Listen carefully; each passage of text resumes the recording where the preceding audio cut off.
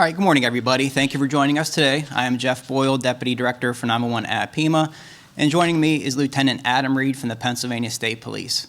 We want to take the opportunity to remind everybody that mobile carriers will be decommissioning their 3G networks beginning in 2022 and talk about some of the impacts to public safety. Mobile carriers will occasionally decommission older services and networks, such as 3G, in order to free up infrastructure to support more advanced services, such as 5G. As a result of these changes, older cell phones may be unable to make phone calls and send text messages. These upgrades may also impact other devices that rely on 3G connectivity, such as medical alert devices, tablets, and home security systems.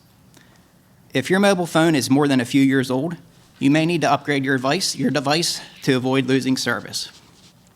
And calling 911 is often the quickest way for somebody to access emergency services. So plan now so that you do not lose connectivity, including the ability to call 911. Now, plans and timing to phase out 3G networks will vary by mobile carrier. Most users of these services will be notified directly by your carrier.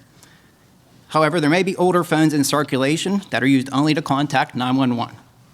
For example, organizations that serve the homeless and survivors of domestic violence sometimes provide clients with older phones without a service plan for making emergency calls.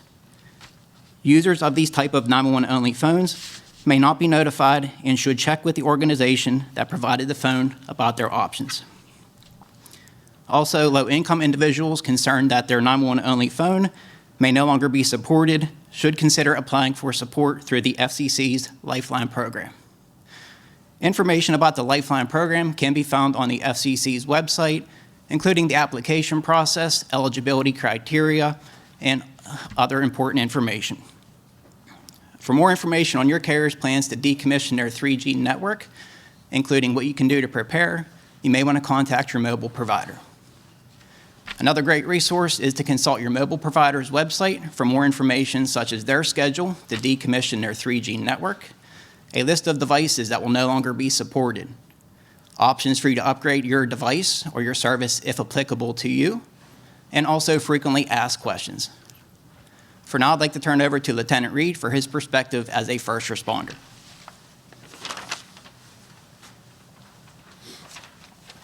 Thank you, Deputy Director Boyle. My name is Lieutenant Adam Reed with the Pennsylvania State Police. And thanks for that important reminder for everyone.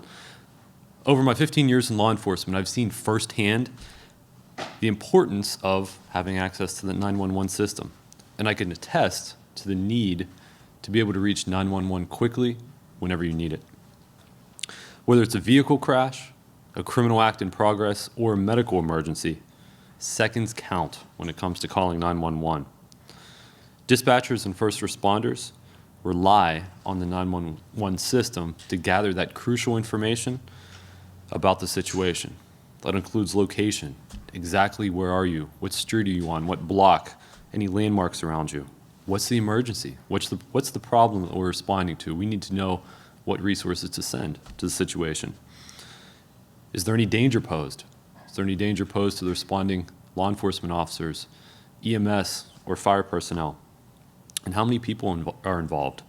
Those are all important things that we need to know as first responders when we're responding out to emergencies.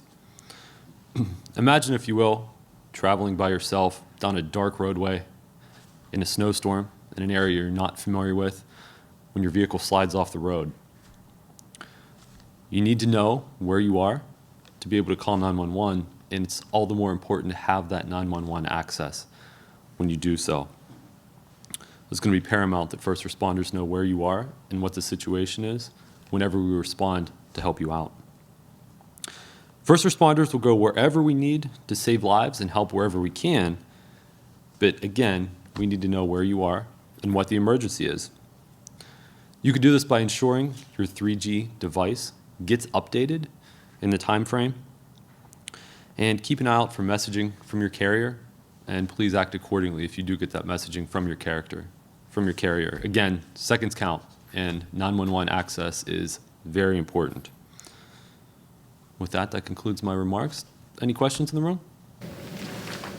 For those who have, let's say, Life Alert and those who really depend on this 3G that will be no longer in use, what would you advise to them?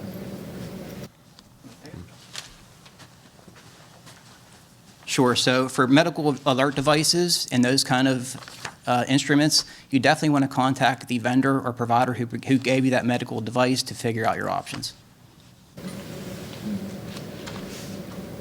For those who are, let's say, homeless or really depend on this, would they have to this usually would mean they would have to upgrade to 4G or 5G at more cost, and sometimes they don't have those costs. So what options are laid out for them? Sure. So one option is to apply for assistance through the FCC's Lifeline program. This is a program that offers low or no cost assistance to individuals who need access to wireless service.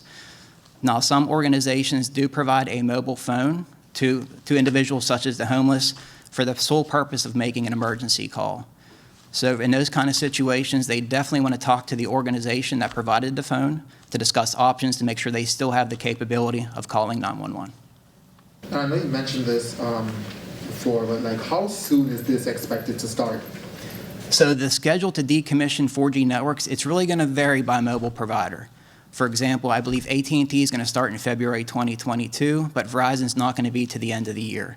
So we really do encourage you to, if you have a mobile service plan today, to contact your carrier or even consult their website.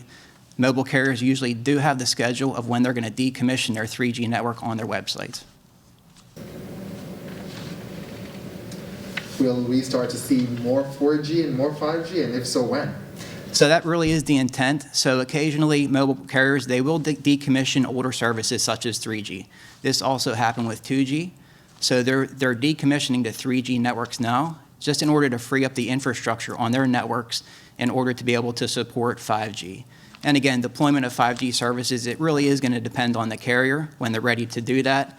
And a great source for that information and those schedules is really on their website.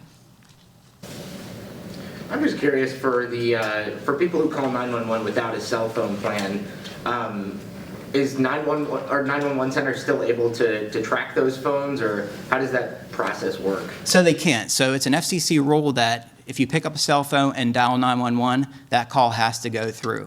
Some of the challenges with those calls, oftentimes location information does not come along with it. So the capability to contact 911 is there, but oftentimes the associated data and things that come with a normal wireless call don't come with that 911 call.